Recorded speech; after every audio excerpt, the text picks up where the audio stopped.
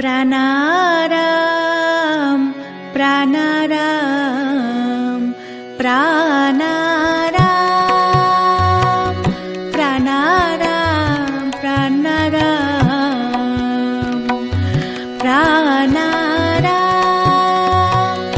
कि जेन लुकानो नामे ताई मिष्ट एत तब नाम प्राणाराम प्राणाराम प्राणाराम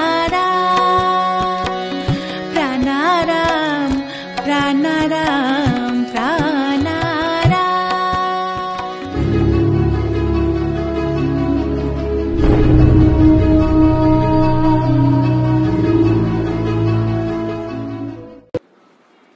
নমস্কার।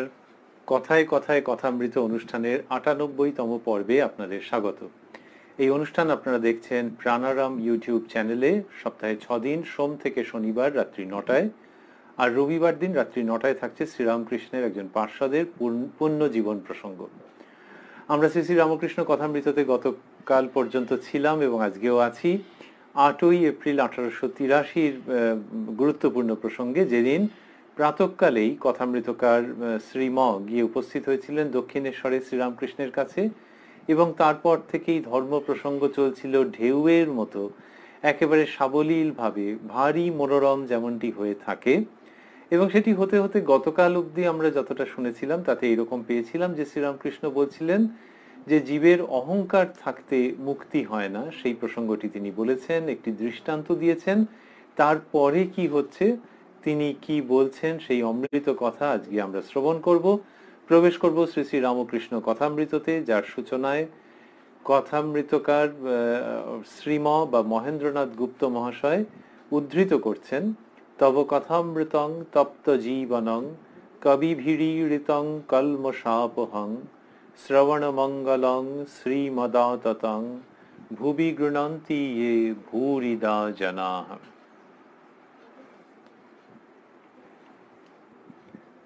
শ্রীরামকৃষ্ণ বলছেন, হে ঈশ্বর, তুমি কর্তা আর আমি অকর্তা, এরই নাম জ্ঞান।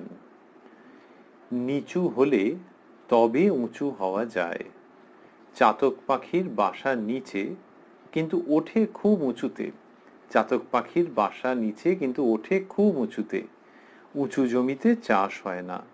খাল জমি চাই, তবে জল জমে, তবে চাষ হয়। তবে বললেন যে হে ঈশ্বর, তুমি কর্তা আর আমি অকর্তা, এরই নাম জ্ঞান। শ্রীরামকৃষ্ণ একাধিকবার এরকম প্রসঙ্গে এইভাবে করে এসেছেন, খুব সহজ করে বলা, কিন্তু ধর্ম জগতের, উপলব্ধির জগতের, জ্ঞান ভক্তির জগতের খুব গভীর কথা। ওই যে বলছেন, হে ঈশ্বর, তুমি কর্তা আর আমি অকর্তা, অর্থাৎ তিনি সবকিছু করেন। তাহলে একজন ব্যক্তি, তিনি নিজে, তার মধ্যে কি কোনো স্বাধীন ইচ্ছে বলে কিছু নেই? এইটি শ্রীরামকৃষ্ণ দেখাচ্ছেন এবং তার মতো করে ব্যাখ্যা করছেন যে না, ব্যক্তি কাজ করছে, কিন্তু সে ঈশ্বরের ইচ্ছার সঙ্গে মিলিয়ে নিয়ে কাজ করছে, ঈশ্বরের ইচ্ছার অনুবর্তী হয়ে কাজ করছে। এবার কথা হলো যে ব্যক্তি কি তাহলে ঈশ্বরের সব ইচ্ছে বুঝে যাচ্ছে? তাহলে আর ঈশ্বরের সঙ্গে ব্যক্তি মানুষের বা সংসারী জীবের তফাৎ কোথায়? সেখানে শ্রীরামকৃষ্ণ যেটি বোঝাচ্ছেন সেটি হচ্ছে, মানুষ ঈশ্বরকে ভালোবাসবে এবং তার কোনটি ইচ্ছে সেটি ধরে নিয়ে কাজ করবে। এবার যখন কেউ ঈশ্বরের দিকে ততটা এগোতে পারেননি, তখন তার ধরতে গেলে অসুবিধে হতে পারে, তার সেই মনোনিবেশ করতে হবে। মনোনিবেশ করলে তিনি কতকটা অনুমান করতে পারবেন যে ঈশ্বরের কোনটি ইচ্ছে, আর তারপর গ্রন্থাদিতে তিনি পড়ছেন। আর তারপর যত মানুষ ঈশ্বরের দিকে এগোবেন তত দুটো জিনিস হবে, এক হচ্ছে ঈশ্বরের ইচ্ছেকে তিনি আরো পরিষ্কারভাবে বুঝতে পারবেন, আরেকটি হচ্ছে যে ধীরে ধীরে যেটা হতে আরম্ভ করবে সেটা হচ্ছে ওর অজান্তেই ওর সমস্ত কাজ ঈশ্বরের ইচ্ছার অনুসারী হয়ে যাবে। এইটা শ্রীরামকৃষ্ণ দেখাচ্ছেন যে ধর্মজগতের অদ্ভুত এবং যথাযথ অগ্রগতি। অদ্ভুত কেন না, এটা একটা নতুন রকম, তো যে নিজের ইচ্ছে রয়েছে সেই ব্যক্তি মানুষটার, সেই ইচ্ছাকে সে যেন প্রয়োগ করছে, কিন্তু সে ভাবছে ঈশ্বরের ইচ্ছের সঙ্গে সেটাকে মিলিয়ে সে প্রয়োগ করবার চেষ্টা করছে। এটাকে অন্যভাবে দেখতে গেলে কিরকম দাঁড়াচ্ছে, যে যখন নিজের ইচ্ছে ঈশ্বরের ইচ্ছে এই জায়গাটার মধ্যে পার্থক্য কোথায় থেকে যায়? পার্থক্য থেকে যায় যেখানে কিনা ফলটাকে নিয়ে প্রসঙ্গটা আসে। যে একটা কাজ কেউ যদি নিজের ইচ্ছাই করলো, যে আমি আমার মতো করেছি, সেটা তাকে আর কে বাধা দিচ্ছে? মানুষ তো ওইভাবে ভেবেই অভ্যস্ত। তারপরে কি হয়, যে তার ফল যদি ভালো হয় তাহলে সে অত্যন্ত উল্লসিত হলো, খারাপ হলে সে একেবারে দুঃখিত হয়ে গেল হয়তো। এই রকম যখন হচ্ছে তখন গোলমাল হয়ে যাচ্ছে এবং সেই মানুষের মধ্যে কষ্ট বাড়ছে। কিন্তু এই ফলকে যদি ঈশ্বরের কাছে সমর্পণ করে দেন, যে এটাতে লোকে যে প্রশংসা করছে বা লোকের যদি অপছন্দ হয়ে থাকে, সবটাই ঈশ্বরের শ্রীপাদপদ্মে সমর্পণ করে দিচ্ছেন সেই ব্যক্তি, যিনি ভাবছেন যে তার সবকিছু করা ঈশ্বরের প্রীতির জন্য, যে ঈশ্বরই তাকে ওই কাজ দিয়েছেন এটি ভেবে করা। এটা যত হতে আরম্ভ করবে এবং যত তিনি ফল সমর্পণ করে দেবেন, তত ঈশ্বরের ইচ্ছার সঙ্গে তার ইচ্ছা এক হয়ে যাবে। এইটা হয়ে গেলেই তখন চমৎকার। এবং শ্রীরামকৃষ্ণ বলছেন যে হে ঈশ্বর, তুমি কর্তা আর আমি অকর্তা, এরই নাম জ্ঞান।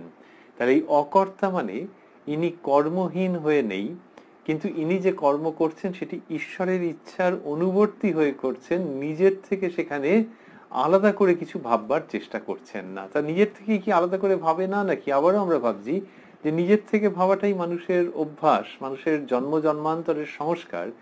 কিন্তু যখন থেকে সেটিকে ঈশ্বরের ইচ্ছার সঙ্গে মিলিয়ে নেওয়ার চেষ্টা করছেন, তখন থেকেই জ্ঞানের সূচনা। যখন গান হচ্ছে তখন যিনি গাইছেন তার সঙ্গে অন্যগুলোর একই ফ্রিকোয়েন্সিতে থাকতে হবে, তার গলার যে স্বর তার সঙ্গে হারমোনিয়াম থাকতে হবে, তবলা থাকতে হবে, অন্য যা কিছু বাজছে সেগুলো সব একসঙ্গে থাকতে হবে, তাহলে ঠিক ঠিক গানটা হয়। আবার অন্যভাবে কেউ ভাবতে পারেন যে হারমোনিয়ামটা বাজাচ্ছেন এবং তার সঙ্গে সঙ্গে গলাটাকে মেলাচ্ছেন। শেষ পর্যন্ত যদি ভাবি যে গলা, হারমোনিয়াম, তানপুরা, তবলা এই সমস্তগুলো একই কম্পাঙ্কে ধ্বনিত হচ্ছে, তাহলে সুমধুর সঙ্গীতের সূচনা হয়। এইখানে হচ্ছে যে ঈশ্বরের যে কণ্ঠস্বর তার সঙ্গে বাকিটা টিউনে থাকতে হবে। সেই বাকিটা মানে জীবের যে কণ্ঠস্বর, জীবের যে কর্মপ্রেরণা, সেটা ঠিক ঠিক থাকতে হবে। ঠিক ঠিক থাকতে হবে মানে অন্য কি শব্দ আছে? ইউনিশনে থাকতে হবে। আর কি শব্দ আছে? ফ্রিকোয়েন্সি ম্যাচ করতে হবে। আর কি শব্দ আছে? ঠিক ঠিক মতো যেন সঙ্গত করে। ঈশ্বরের কণ্ঠস্বরের সঙ্গে জীবের কর্মপ্রেরণা যেন ঠিক ঠিক সঙ্গত করে, যেমন হারমোনিয়ামের সঙ্গে তবলা। সেই যে জীব যখন ঈশ্বরীয় কণ্ঠস্বরের সঙ্গে ঠিক সঙ্গত করছে, তখন ওইটি সঙ্গত হয়ে উঠছে। এবং শ্রীরামকৃষ্ণ বলছেন একেবারে নির্দিষ্টভাবে যে এরই নাম জ্ঞান। হে ঈশ্বর, তুমি কর্তা আর আমি অকর্তা, এরই নাম জ্ঞান।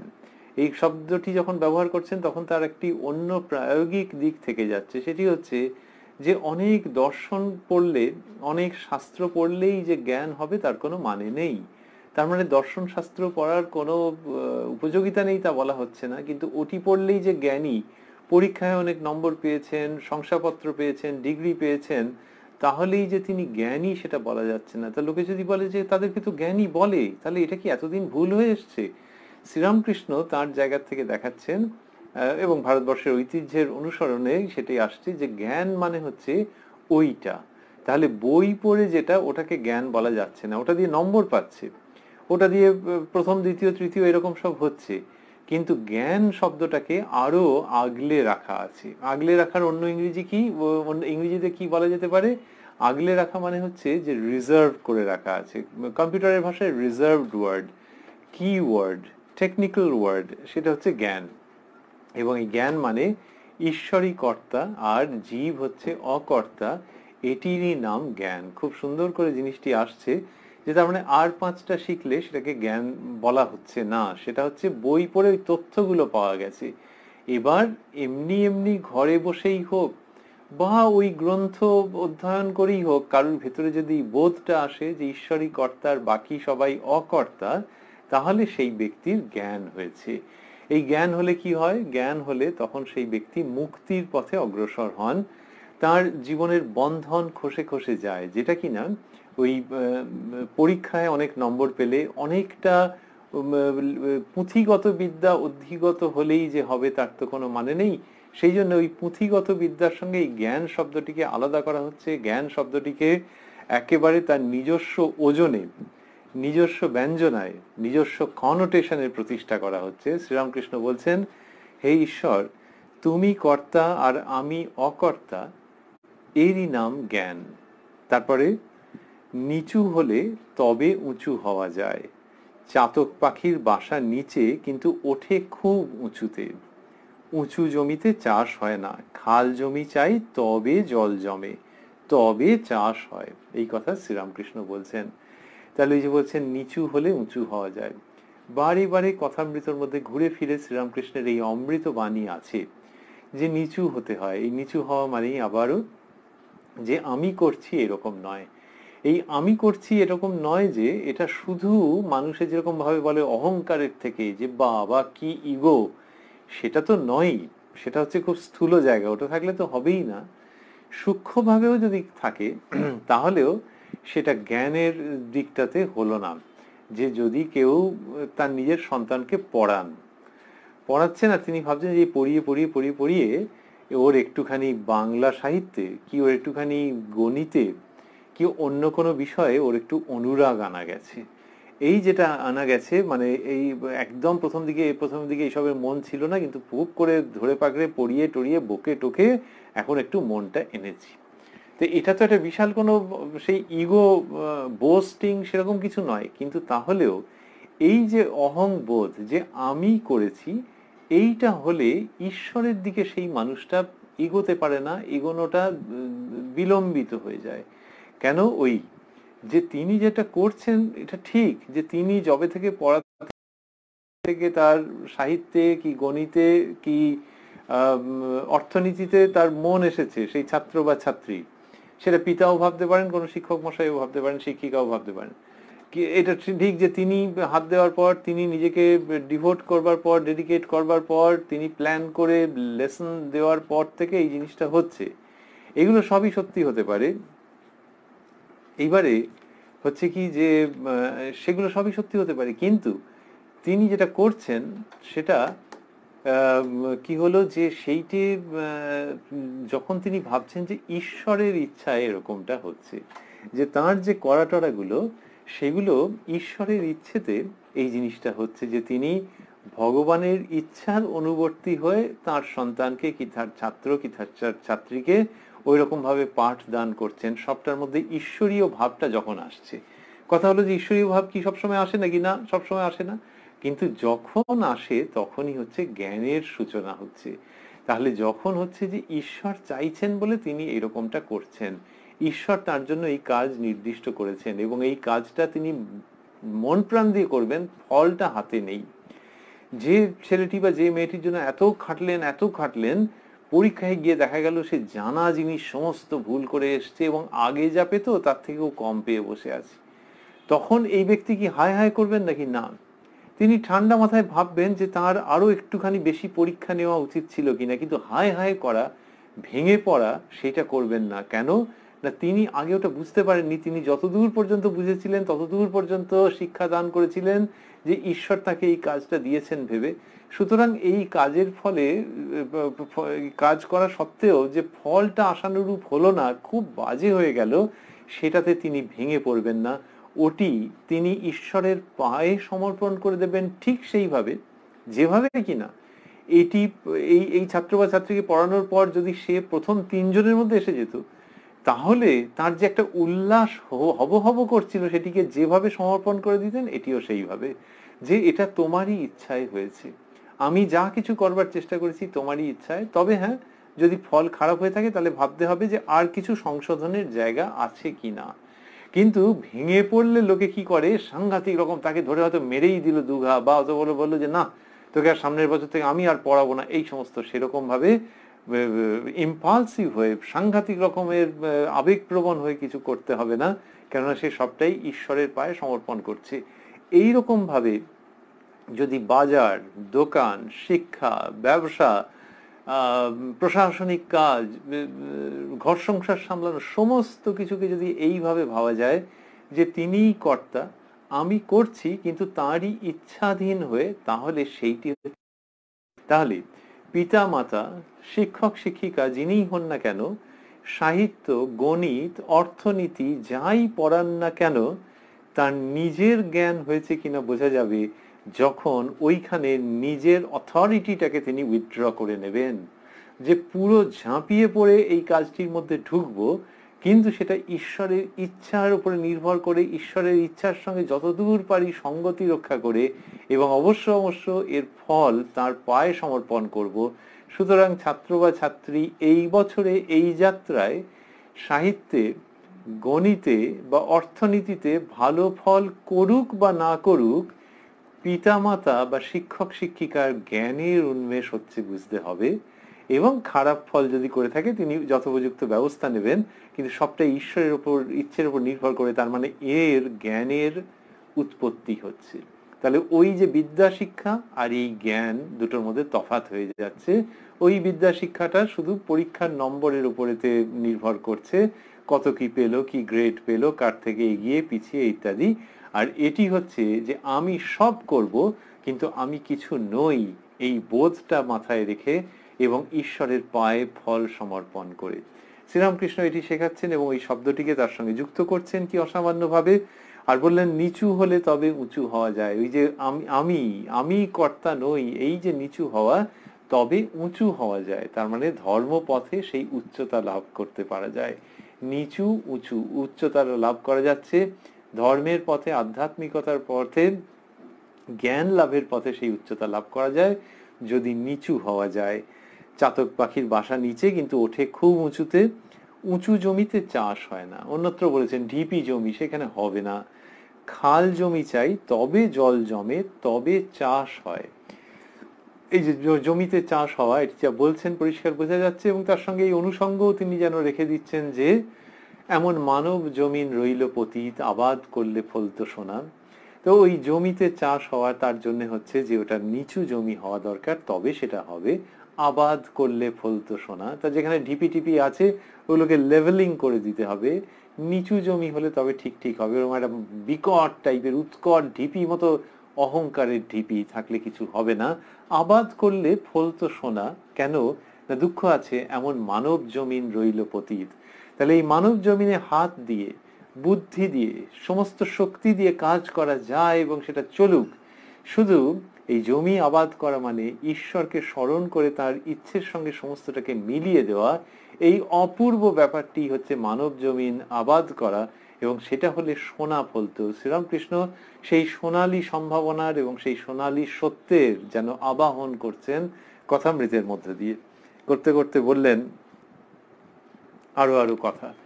তার নিজের জীবনের দিকে যদি তাকানো যায় তাহলে দেখা যাবে যে সেই জীবনে তিনি তো এই রকমটি করছেন। সেই জীবনে দেখা যাচ্ছে যে তিনি নিচু হচ্ছেন, বারবার তিনি নিচু হচ্ছেন, এই ভঙ্গিটি তার মধ্যে পাওয়া যাচ্ছে। যখন কেউ তাকে অন্যরকম কিছু বলছেন, যে একটা বড় কিছু স্তুতি করতে চেষ্টা করছেন, তিনি সেটা হতে দিচ্ছেন না, অনুমোদন দিচ্ছেন না তাতে। এবং সেরকম কোনো পরিস্থিতি হলেই এই ধরনের কথা বলছেন যে ওগো আমি তোমাদের রেণুর রেণু, দাসের দাস, আমি তোমাদের দাসের দাস, তোমাদের রেণুর রেণু। এই যে নিজেকে তিনি ছোট করে রাখছেন যে আমি কিছু নই। প্রশ্ন হতে পারে যে তাহলে তো তিনি যে উপদেশ দিচ্ছেন, এবং উপদেশ দিচ্ছেন কাউকে কাউকে সাবধান করে দিচ্ছেন যে এইগুলো করতে হয়, এগুলো করতে হয় না, খুব সাবধান, এইসব যে বলছেন তিনি, সে সবটাই দেখা যাচ্ছে যে ওনার খুব বিনীত ভঙ্গি, সেইখান থেকে এটি করা। অন্যভাবে বলতে গেলে মায়ের ইচ্ছায় তিনি এটি বলছেন, এটি সর্বত্র দেখতে পাওয়া যাচ্ছে। আমরা এই অনুষ্ঠানে শুনেছি, যারা কথামৃত পড়েছেন তারা প্রায় সকলেই জানেন যে মাস্টারমশাই অর্থাৎ কথামৃতকার কতবার লিখছেন যে শ্রীরামকৃষ্ণের বালকাবস্থা, বালকের মতো অবস্থা। সেই ঈশ্বরচন্দ্র বিদ্যাসাগরের মশাইয়ের বাড়িতে যাচ্ছেন, অন্য কোথাও যাচ্ছেন, নিজের ঘরে অবস্থান করছেন, যে কোনো সময়তেই তাকে দেখলেই মনে হচ্ছে একটা বাচ্চা ছেলে যেন। তাহলে অথচ বকছেন। এইখানেই তো মহত্ব, এখানেই অভিনবত্ব, এখানেই মাধুরী, যে একটা বাচ্চা ছেলের মতো ভাব, সেই তিনি বকছেন। তার মানে বকুনিটা গায়ে মেখে বসে নেই। বকুনিটা যখন লোকে গায়ে মেখে বসে থাকে যে আই অ্যাম স্কোল্ডিং ইউ, তখন সেই ব্যক্তিকে অ্যাডাল্ট বলে মনে হয়, যে বাবা যেতেই ভয় লাগছে। শ্রীরামকৃষ্ণের কাছে অগ্রসর হতে মানুষের ভয় লাগছে না, যদ্যপি তিনি বকেন, দরকার মতো বকেন, দরকার মতো সংশোধন করে দেন, তার কারণ তিনি ওটাকে গায়ে মেখে বসে নেই, ওই কোটটা পরে বসে নেই।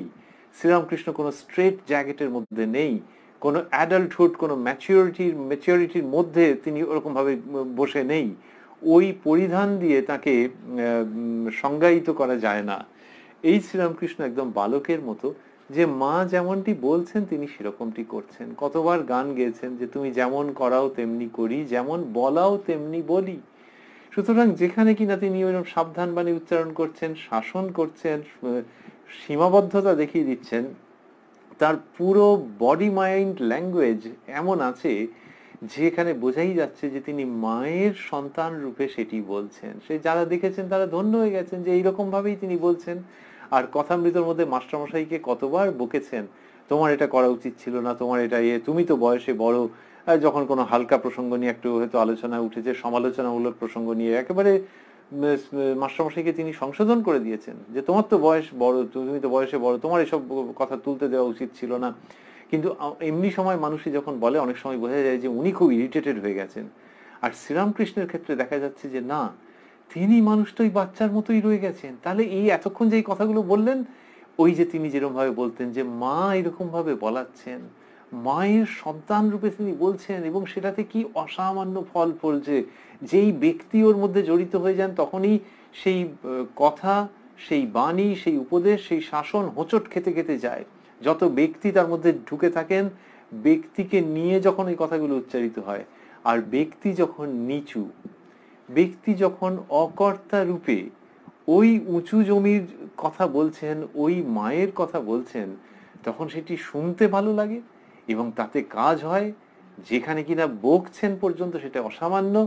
মাস্টার মশাই ঠাকুর যে বকছেন সেগুলো বইতে লিখে ছেপে বের করে দিচ্ছেন, লোকে ওগুলো চেপে যায় যে আর কেউ শুনতে পায়নি তো।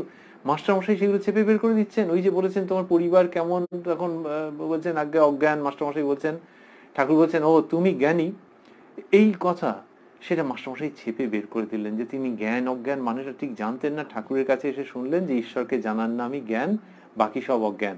কিন্তু ওকে তো বকেছেন তো স্ত্রীকে অজ্ঞানী বলবার জন্য। সেটা ছেপে কখন লোকে বার করে, যখন দেখে যে আরে ওনার, আহা আমি ধন্য যে উনি আমায় বকেছেন। আর উনি,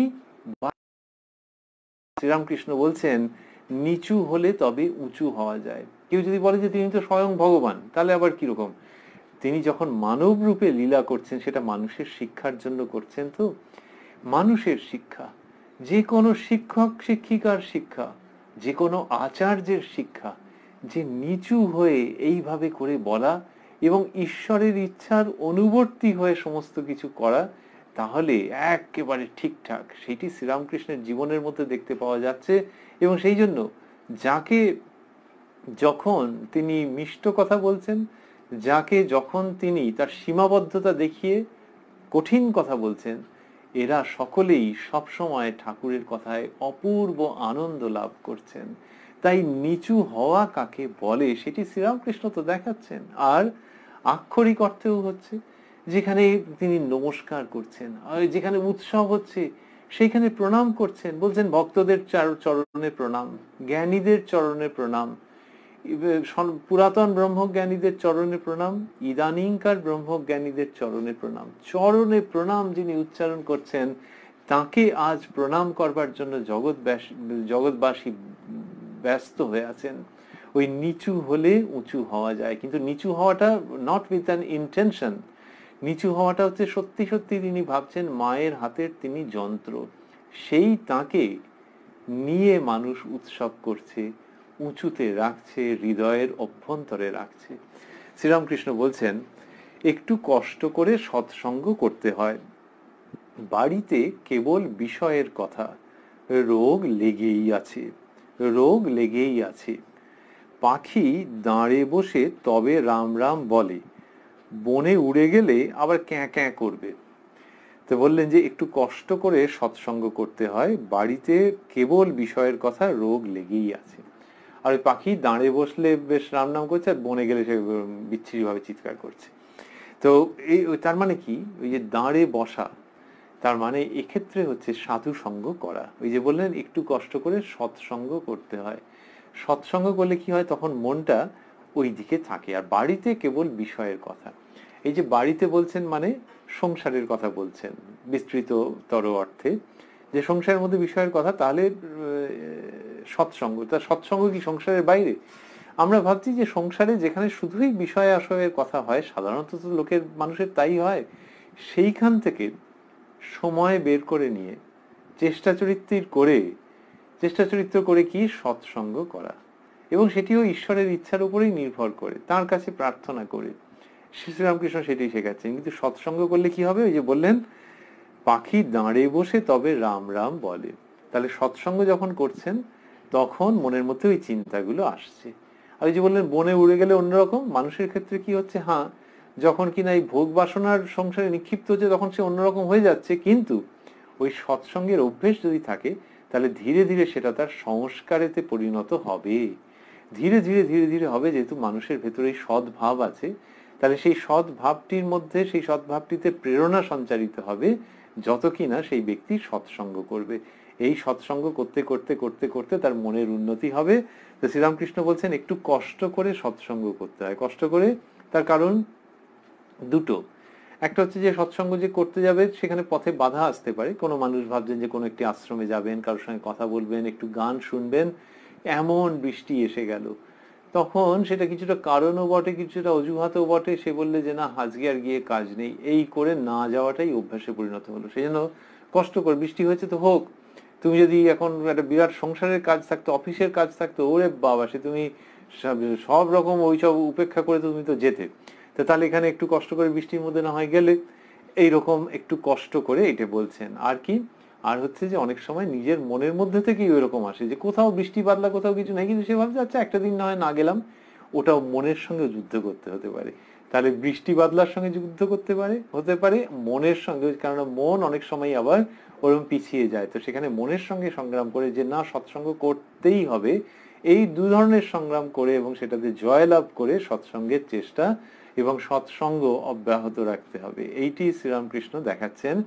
কিন্তু তার বলার ভঙ্গির মধ্যে কোথাও একটা খুব বেশি প্রাসঙ্গিকতা থাকছে। কেন না, ওই যে যদি বলতেন সৎসঙ্গ করতেই হবে, তাহলে মানুষ শ্রীরামকৃষ্ণের শ্রীমুখের কথা তো, সেটিকে একেবারে পুরো 100% মান্যতা দিয়ে হয়তো একটা সাংঘাতিক কাণ্ড করে ফেলতো।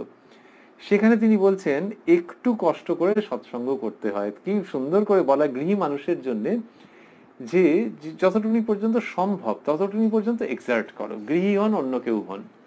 যখন কেউ ফিজিক্যাল এক্সারসাইজ করেন তখন কি বলা হয়, সে যোগাসন করছেন, অন্য কোনো ফ্রি হ্যান্ড করছেন, জিমে যাচ্ছেন, যাই, তো তিনি যতটা পর্যন্ত পারেন বলা হয় ততটা। যোগাসনে একটা কোনো ভঙ্গি হয়তো একটা আছে, তো আসনের একটা কোনো মুদ্রা, তো সেইটি বলা হলো যে আপনার যতটা পারা যায় এই বাঁ পা দিয়ে ডান পা এখান দিয়ে এখানটা এই জায়গাটাতে যেতে হবে, ওই জায়গাটা টাচ করে থাকতে হবে, কিন্তু যতটা পারেন করুন, অত্যধিক করতে যাবেন না, তাতে হিতে বিপরীত হবে। তাহলে ওই যে একটু কষ্ট করে এইটা করতে করতে করতে করতে শরীরের ফ্লেক্সিবিলিটি আসবে। কিন্তু প্রথমেই যদি ভাবো যে ছবিতে ওরকম আছে দেখেছি, সুতরাং ওইটা করতে হলো, ব্যাস 7 দিন হয়তো শুয়ে রইলো বা একটা সাংঘাতিক রকমের গন্ডগোল হয়ে গেল। তাহলে একটু কষ্ট করে, কি একেবারে আবার হাসতে হাসতে খেলতে খেলতে ওরকম নয় যে এটা যা হোক এটা করে দিলাম, একটু কষ্ট করো। একটু কষ্ট করাটা কিরকম হয়, যখন কেউ শারীরিক কসরত করে তখন হচ্ছে যে ওই একটু ঘাম হবে, ফ্যাট বার্ন করবে, তো তার মানে হচ্ছে যে হ্যাঁ ঠিক ঠিক হচ্ছে। একেবারে হাওয়া খেতে খেতে একটা করলো, আরেকজনকে বললো নে এই পজিশনে আমার একটা ছবি তোল, তাহলে কিছুই হবে না। কিন্তু যদি একটু ঘেমে টেমে গেল তাহলে ঠিক আছে, কিন্তু আবার অতিরিক্ত করতে যেও না। এই যে শারীরিক ব্যায়াম এবং সেটার যে এইটাই হচ্ছে নিয়ম, কার্ডিনাল প্রিন্সিপাল, এইটা করতে করতে করতে করতে তার ফ্লেক্সিবিলিটি আসবে এবং সে ওই মুদ্রাটাকে একদিন সঠিকভাবে করতে পারবে যদি লেগে থাকে। সেই রকম ভাবে এই সৎসঙ্গের ক্ষেত্রে শ্রীরামকৃষ্ণ বলছেন একটু কষ্ট করে সৎসঙ্গ করতে হয়। তার মানে এমন একটা সাংঘাতিক করো না যে বাড়ির লোকজন পর্যন্ত এবারে অস্থির হয়ে গেল যে ওফ বাবারে বাবা এই সময়টাতে তো থাকলে ভালো ছিল কিন্তু চলে গেল ওখানে ইত্যাদি প্রভৃতি, অথবা কাউকে একটা সাংঘাতিক অপমান করলো যে আমি ওখানে যাবোই, আপনি কি ভেবেছেন কি, এরকম একটা ভয়ঙ্কর রকমের জিনিস করে ফেললো, ওই রকম যেন নয়। একটুর ওপর দিয়ে যতটা হয় সেটা করতে থাকো, the rest will take care of itself. এই যে এখানে একটু কথাটি বলছেন যে একটু কষ্ট করে সৎসঙ্গ করতে হয়, এটি ভারী চমৎকার করে শ্রীরামকৃষ্ণ তার সমস্ত উপদেশের মধ্যে এটা রয়েছে যে ঠিক যতটা হয়, যতটা করতে তুমি অভ্যস্ত তার থেকে আরেকটু আরেকটু, কিন্তু লক্ষ্যটাকে মাথার মধ্যে রেখে, লক্ষ্যটা স্থির রেখে ধীরে ধীরে ধীরে ধীরে অগ্রসর হও। এই একটুটা কতটা সেটা একজন মানুষ থেকে আরেকজন মানুষের তফাৎ হবে। কেউ হয়তো একসঙ্গে অনেকটা করতে পারলেন, কেউ অল্প অল্প করে করতে পারলেন, কিন্তু ওই একটু ফ্যাট বার্ন করুক, একটু ভেতরে সংস্কার দগ্ধ হোক, কিন্তু একবার অতিরিক্ত করে ম্যাজিক্যালি কিছু করতে যেও না, লক্ষ্য স্থির রেখে কন্টিনিউয়াসলি প্রোগ্রেস করতে থাকো। শ্রীরামকৃষ্ণের কথা অমৃতের মধ্যে এই অদ্ভুত আধুনিকতা এবং প্রায়োগিকতা দেখতে পাই আমরা, যেটি আমাদেরকে মুগ্ধ করে এবং আমাদের অনুপ্রাণিত করে যে yes, this is very practical. বলছেন টাকা থাকলেই বড় মানুষ হয় না। বড় মানুষের বাড়ির একটি লক্ষণ যে সব ঘরে আলো থাকে। গরিবেরা তেল খরচ করতে বন্দোবস্ত করে না। এটা কোনখান থেকে এলো? ওই সৎসঙ্গ করার প্রসঙ্গটা নিয়ে এলো, যে সৎসঙ্গ করো তাহলে হবে।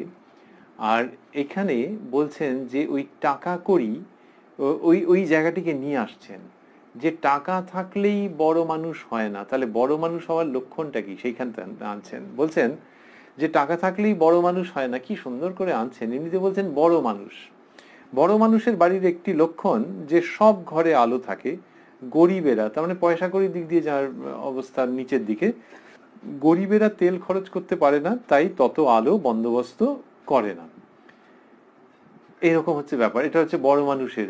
তাহলে তো দাঁড়িয়েই গেল যে হ্যাঁ টাকা থাকলে ওরকম হবে না। না না, এইবারে একটা বাক্যে পুরো সিদ্ধান্তটাতে আসছেন। বলছেন এই দেহ মন্দির অন্ধকারে রাখতে নাই, জ্ঞান দীপ জেলে দিতে হয়। কি সুন্দর করে বলা, যে দেহ মন্দির, ওইখান দিয়ে বড় মানুষ। টাকার দিক দিয়ে কিরম বোঝানো হলো? বোঝানো হলো যে যার টাকা কড়ি আছে, সম্পদ আছে, সে সমস্ত ঘর আলো করে রাখতে পারে, আর যার নাই সে পারে না। এইবারে সত্যিকারের সম্পদের প্রসঙ্গে এসো। যার টাকা আছে, যার টাকা নেই, সত্যিকারের সম্পদ যদি থাকে তাহলে কি করবে সে? দেহ মন্দির অন্ধকারে রাখবে না, জ্ঞান দীপ জেলে দেবে সে। কি সুন্দর করে বলা, যে জ্ঞান দীপ জেলে দিতে হয়। বললেন যে এই দেহ মন্দির অন্ধকারে রাখতে নাই, জ্ঞান দীপ জেলে দিতে হয়। এক একটা প্রসঙ্গ যেন এর দ্বারা আলোকিত হয়ে যাচ্ছে। আজকে আমরা প্রথম থেকে যেটি শুনছিলাম সেখানে হচ্ছে যে নিজেকে অকর্তা বোধে কাজ করা, এটি বলছিলেন শ্রীরামকৃষ্ণ। নিচু হওয়ার কথা সেই প্রসঙ্গেই এলো। তারপর সৎসঙ্গের কথা বলেছেন, বলছেন যে ওই টাকা থাকলেই বড় মানুষ হয় না, এই কথাটিতে এলেন এবং এসে বলছেন যে বড় মানুষ হতে গেলে কি হয়, বাড়ির সব জায়গায় সব ঘরে আলো থাকে। তো করতে করতে বললেন দেহ মন্দির অন্ধকারে রাখতে নাই, জ্ঞান দীপ জেলে দিতে হয়। তো এই দেহ মন্দির, কি সুন্দর করে বলা, যে এই দেহটি হচ্ছে একটি মন্দির। তাহলে দেহকে নিয়ে মানুষের কত রকমের চিন্তা ভাবনা থাকে। কেউ গায়ের উপরে সব নানান রকম আঁকি বুকি কেটে রেখে দেয়, এইসব নানান রকমের আছে। তো আর এমনিতেও যদি আঁকিমুখি নাও কাটে তাহলেও নখটা কাটতে হবে, চুলটা কাটতে, এইসব নানান রকমের সব তার মানুষের আছে। যে আচ্ছা মিনিমাম ন্যূনতম যেটুকু স্বাস্থ্য রক্ষা সেই সবগুলো তো করতে হবে। কেন করতে হবে? তো সেটা হচ্ছে এই জন্যেই যে হ্যাঁ ভালো করে বেঁচে পড়তে থাকতে হবে, কিন্তু কেন বেঁচে পড়তে থাকা? ঈশ্বরকে লাভ করার জন্য, তাকে নিয়ে আনন্দ করবার জন্য। আর তিনি কোথায় যেন থাকেন? তিনি ওই তোমার মধ্যেই আছেন, সকলের মধ্যেই আছেন। তাই দেহ মন্দির। তা বললেন যে এই দেহ মন্দির, সুতরাং দেহকে ভোগের উপকরণ হিসেবে দেখা যেতে পারে, কিন্তু তার ট্র্যাজিক পরিণতি যখন কিনা ইচ্ছা থাকে কিন্তু উপায় থাকে না, সেটা মানব জীবনের সবচেয়ে বড় ট্র্যাজেডির অন্যতম। তাই যেটা করলে ঠিক ঠিক হয় সেটা হচ্ছে এই ট্র্যাজেডির গল্প থেকে বেরিয়ে আসা। মানুষ তো কত কারণে ট্র্যাজেডির মধ্যে গিয়ে পড়ে, দুঃখের মধ্যে গিয়ে নিপাতিত হয়। তাহলে সেই জন্য আগে থাকতে ঠিক ঠিক জেনে নেওয়া দরকার যে কোথায় কি ভুল হচ্ছিল। দেহকে ওরকম ভোগের উপকরণ ভাবলেই ভুল হয়ে যাচ্ছে। তো সেখানে দেহটা তাহলে কিসের জন্য? দেহটা হচ্ছে ঈশ্বরকে লাভের জন্য। এবং কেউ যদি বলে যা তাহলে আর ভোগের কিছু রইল না, তো আপনি তো প্রথমেই ভোগের চ্যাপ্টারটা, মজার চ্যাপ্টারটা বন্ধ করে দিয়ে বলছেন, তাহলে আর আপনার সঙ্গে কি কথা বলবো না। দেখানো হচ্ছে যে মানুষের জীবনে ঈশ্বর লাভ মানে তার থেকে যে আনন্দ, যে পরিপূর্ণতার ভাব, যে স্যাটিসফ্যাকশন, যে প্লেজার, যে ব্লিস, এগুলো তো শব্দ। আসলে হচ্ছে যে যে আনন্দটা হচ্ছে সেটা ওই ভোগের উপকরণ রূপে ব্যবহার করে যা পাওয়া যেত তার থেকে কোটি গুণ বেশি। তা নাহলে আর লোকে কেন, কোন বোকায় আর ওটাকে ছাড়তে চাইবে? এমন বোকামি কে করবে যে ওটা যখন না ছেড়ে তারপরে নানান তত্ত্ব কথার মধ্যে কেন ঢুকতে যাবে? তো যুগে যুগে মানুষ যে ঢুকেছে, কি হিন্দু ধর্মে কি অন্যান্য ধর্মে, সেটার কারণই হচ্ছে এই যে মানুষ তার অভিজ্ঞতা দিয়ে বুঝতে পারছে যে এই ভোগ সুখের যে জগৎ, সেইখান থেকে যা পাওয়া যায় তার থেকে কোটি গুণ ওখানে বেশি পাওয়া যায়। আর ওখানে যখন পাওয়া যায় তখন বোঝা যায় যে এটা ভুল ছিল। এটা ভুল ছিল, এইটা ঠিক ঠিক ছিল না, বরং এইটার পেছনে ছুটতে গিয়ে মূল্যবান সময় নষ্ট হয়ে গেছে। সেইটা যখন তার উপলব্ধি হচ্ছে, তখন ঠিক ঠিক উপলব্ধি হচ্ছে যে এই দেহটা ওই প্রয়োজন সিদ্ধির জন্য নয়, এই দেহটা হচ্ছে উচ্চতম জায়গায় উপনীত হওয়ার জন্য, এই দেহটা হচ্ছে তার মুখ দেখবার জন্য যিনি ভেতরে রয়েছেন। আমি শুধু অন্ধকার করে রেখেছি, জ্ঞানের আলো জ্বালতে পারিনি, কিন্তু যখন তাকে দর্শন হলো তখন বুঝলাম যে তাকে দর্শন করবার জন্যই এই দেহ, বা ঠিক বলতে গেলে এই দেহ মন্দির। বললেন যে এই দেহ মন্দির অন্ধকারে রাখতে নাই, জ্ঞান দীপ জেলে দিতে হয়। বলে বলছেন, জ্ঞান দীপ জেলে ঘরে ব্রহ্মময়ীর মুখ দেখো না, প্রচলিত চরণ। তো জ্ঞান দীপ জেলে ঘরে ব্রহ্মময়ীর মুখ দেখো না, কি সুন্দর, যে যেভাবেই পারো ভেতরে জ্ঞানের আলো জ্বালো। আর জ্ঞানের আলো কিরকম ভাবে? জ্ঞান মানে তাহলে ওই অনেক শাস্ত্র না, একটু আগে বললেন যে হে ঈশ্বর তুমি কর্তা আর আমি অকর্তা, এরই নাম জ্ঞান। তাহলে এই বোধে কোনোভাবে যদি উত্তীর্ণ হতে পারো, এবং তার জন্য কেউ বলছে না যে অমুক কলেজে পড়তে হবে, অমুক ইউনিভার্সিটিতে পড়তে হবে, এতগুলো সেমেস্টার ক্লাস করতে হবে, এসব কেউ বলছেন না। তাহলে এই ভেতরের যে জিনিস আছে সেটাকে নিয়ে চর্চা করো, বড়দের কথা শোনো, নিজের মনের গভীরে ডুব দাও, আর শারীরিক পরিচ্ছন্নতা তার সঙ্গে মানসিক পরিচ্ছন্নতা, ত্যাগ, পবিত্রতা, সরলতা, এইগুলো আনো। এনে যেরকম ভাবে পদ্ধতিতে, কারো ভক্তি, কারো জ্ঞান, কারো অন্যদিকে যেরকম ভাবে যে প্রবণতা তোমার, সেই রকম ভাবে এগো। বিশেষ করে কলিকালে ভক্তিযোগ খুব প্রশস্ত, শ্রীরামকৃষ্ণ বলছেন সেই পদ্ধতি যা তোমার পছন্দ হচ্ছে সেইটা দিয়ে ঢোকো, ঢুকে ওই আমি কর্তা তিনি অকর্তা এই বোধে উৎপন্ন, এই বোধে পৌঁছানো মানেই আলো জ্বলে ওঠা, জ্ঞান দীপ জ্বলে উঠলো। এবং তখন দেখবে ভেতরে তিনি রয়েছেন, জ্ঞান দীপ জেলে ঘরে ব্রহ্মময়ীর রূপ মুখ দেখো না। এই তার মানে ব্রহ্মময়ী নিজে অবস্থিত রয়েছেন, এবং যখন এই জ্ঞান দীপ জ্বলে উঠছে তখন তার শ্রীমুখ দেখতে পাওয়া যাচ্ছে। শ্রীরামকৃষ্ণ এইভাবে নিয়ে যাচ্ছেন, এবং আমরা বলছিলাম যে প্রসঙ্গটিকে তিনি আলোকিত করে দিলেন। পুরো প্রসঙ্গ চমৎকার যাচ্ছিল, আর এখানে যেন বিশেষভাবে আলোকিত হয়ে গেল। কালমিনেশন এবং ইলুমিনেশন একসঙ্গে হচ্ছে প্রসঙ্গটির, সেরকম ভাবে আলোকিত হয়ে যাচ্ছে যখন বলছেন এইরকম যে জ্ঞান দীপ জেলে ঘরে ব্রহ্মময়ীর মুখ দেখো না। ব্রহ্মময়ীর মুখ, আর অন্যভাবে ভাবতে গেলে ব্রহ্মময়ী যেন তিনি নিজেও আগ্রহী রয়েছেন, তিনি উৎসুক রয়েছেন, তিনি আকুল রয়েছেন যে ভক্তের সঙ্গে তার দেখা হবে, কিন্তু ভক্ত তার দিকে তাকাবে তবে তো। আলোই জ্বালেনি, আলোই জ্বালেনি, তাহলে আলো জ্বাললে ব্রহ্মময়ীর মুখ দেখো না, মানে তিনিও তোমার মুখ তখন যেন ঠিক ঠিক দেখতে পেলেন। এই একটা বোথ ওয়ে ট্রাফিক, তো তুমিও তাকে দর্শন করলে, তিনিও তোমাকে দেখলেন। তিনি সবসময়ই দেখছেন, কিন্তু যেন তিনি তোমার অপেক্ষায় ছিলেন তুমি কখন সেই ঘর আলোকিত করে তাকে দেখবে, তবেই যেন এই দেওয়া নেওয়াটা ঠিক ঠিক জায়গায় গিয়ে পৌঁছলো। এটি এক। দুই হচ্ছে যে ওই জ্ঞান দ্বীপ যদি ভেতরে, যদি জ্ঞানের উন্মেষ একবার হয় তাহলে আর চিন্তা নাই। শ্রীরামকৃষ্ণ অন্যত্র বলছেন যে 1000 বছরের অন্ধকার ঘর আলো আনলে কি একটু একটু করে হবে, একবারে আলো হয়ে যায়। সুতরাং জ্ঞান দ্বীপ জ্বাললে একবার সঙ্গে সঙ্গে সমস্ত আলো হয়ে যাবে। আর কি? আর হচ্ছে এই দেহ মন্দির অন্ধকারে রাখতে নাই, জ্ঞান দ্বীপ জেলে দিতে হয়। এর একটা অন্য তাৎপর্য দেখা যাচ্ছে, সেটি হচ্ছে একটু আগেই বলেছেন বড় মানুষের বাড়ির একটি লক্ষণ যে সব ঘরে আলো থাকে। এই যে সব ঘরে আলো থাকে, এটি বড় মানুষের ঘরের লক্ষণ, বড় মানুষের বাড়ির একটি লক্ষণ, সব ঘরে, ছোটখাটো এটা ওটা সমস্ত ঘরে আলো আছে। এখানে যখন বললেন যে এই দেহ মন্দির অন্ধকারে রাখতে নাই, জ্ঞান দ্বীপ জেলে দিতে হয়, তাহলে জ্ঞান দ্বীপ জ্বাললে কি হলো, ব্রহ্মময়ীর মুখ দেখা গেল এবং সব ঘরে আলো জ্বলে উঠলো, সব ঘরে সমস্ত ইন্দ্রিয় আলোকিত হয়ে উঠলো। ফলে সেই ব্যক্তি যা করেন সবটাই ঈশ্বরীয় ভাবে করেন। শ্রীরামকৃষ্ণ বলছেন সাধুকে, সাধু তিনি যার মন প্রাণ অন্তরাত্মা ঈশ্বরে গত হয়েছে, তার মানে সমস্ত ঘরে আলো জ্বলে উঠেছে। যিনি ঈশ্বরীয় কথা বই কন না, যিনি স্ত্রীলোককে ঐহিক চক্ষে দেখেন না, এবং সর্বভূতে ঈশ্বর আছেন জেনে সকলের সেবা করেন, তার মানে এর সমস্ত ফ্যাকাল্টিগুলো, এর সমস্ত যে কর্মের প্রেরণাগুলো, এর সমস্ত ইন্দ্রিয়গুলো একইভাবে ভাবিত। কার ভাবে? ওই ব্রহ্মময়ীর ভাবে। তাতে কি হয়েছে? সমস্ত ঘর আলোকিত হয়ে গেছে। যিনি ঈশ্বরীয় কথা বই কন না, তার মানে এই দেশের রাজনীতি, এ ও তা, ওয়েদার, অমুক তুসুক, এগুলোকে তিনি ছোট করেন না, এগুলোকে তিনি উপেক্ষা করেন না, কিন্তু ওই প্রসঙ্গ এলেও ওগুলোকে নিয়ে কি সুন্দর সুন্দর করে করতে করতে ঈশ্বরীয় প্রসঙ্গের দিকে চলে আসেন। ঈশ্বরীয় কথা বই কন না কেন? না সমস্ত ঘর আলোকিত হয়ে গেছে, সুতরাং ওর নিচে কোনো জায়গায় তিনি সেটেল ডাউন করতে চাইছেন না এবং টুকরো আলোচনার মধ্যে আসতে চাইছেন না।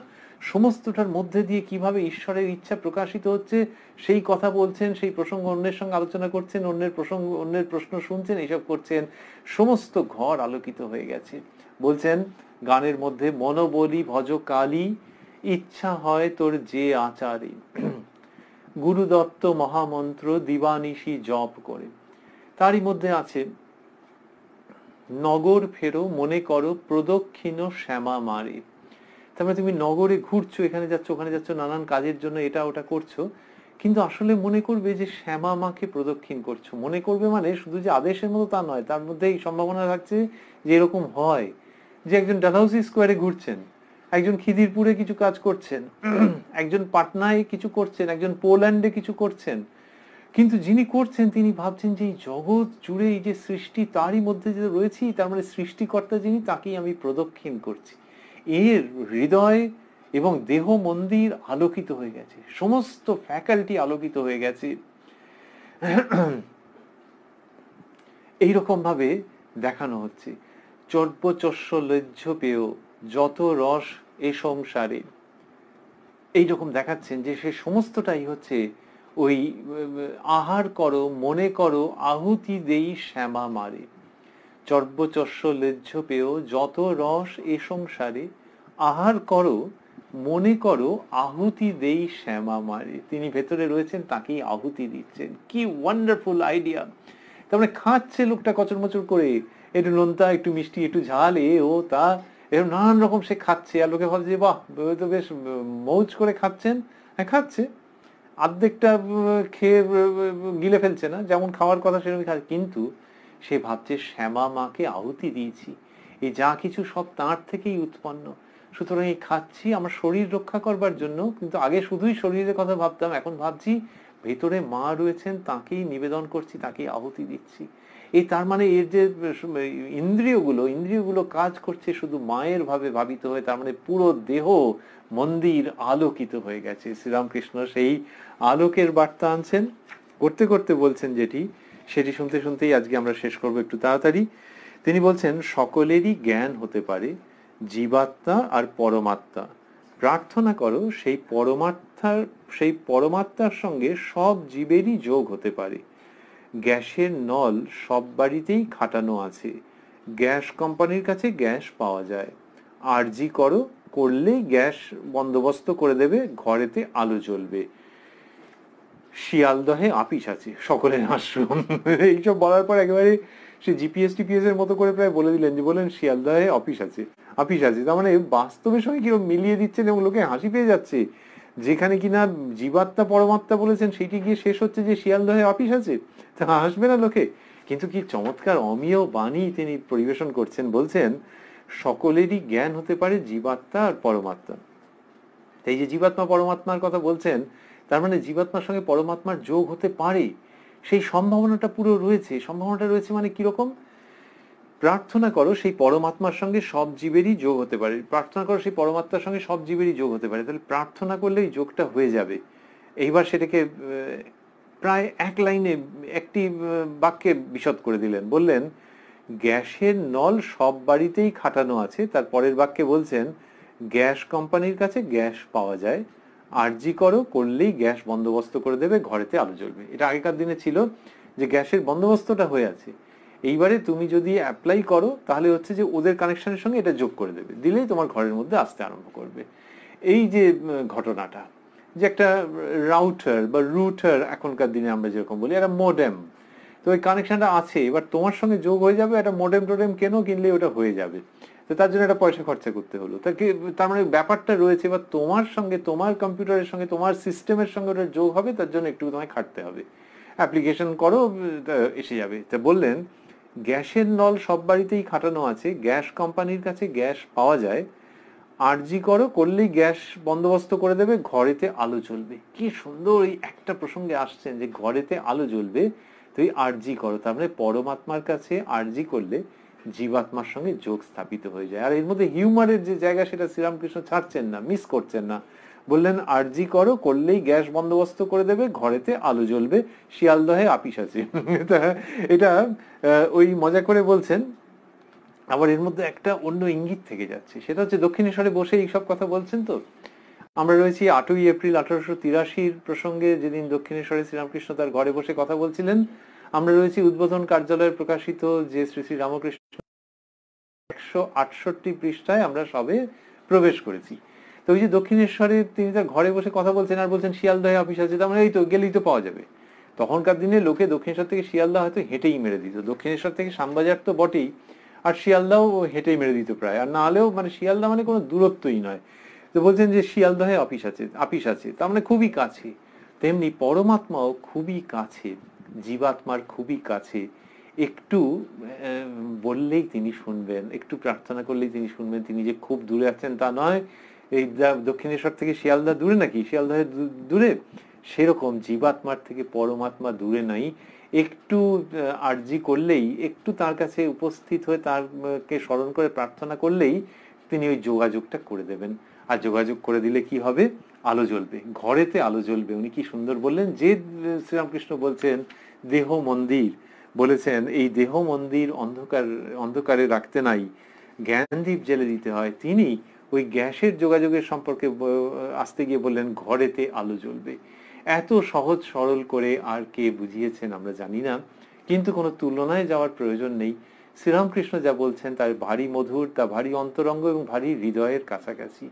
আমরা আজকের প্রসঙ্গ এইখানে সমাপন করব। ঠাকুরের ইচ্ছায় আগামীকাল আপনাদের সঙ্গে মিলিত হওয়ার আশা নিয়ে এই কথায় কথায় কথামৃত অনুষ্ঠানে রাত্রিবেলায় 9টার সময়।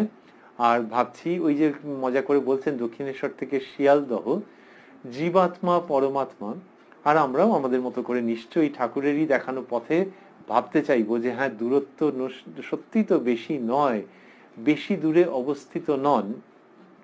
দক্ষিণেশ্বর থেকে শিয়ালদার দূরত্ব বেশি নয়।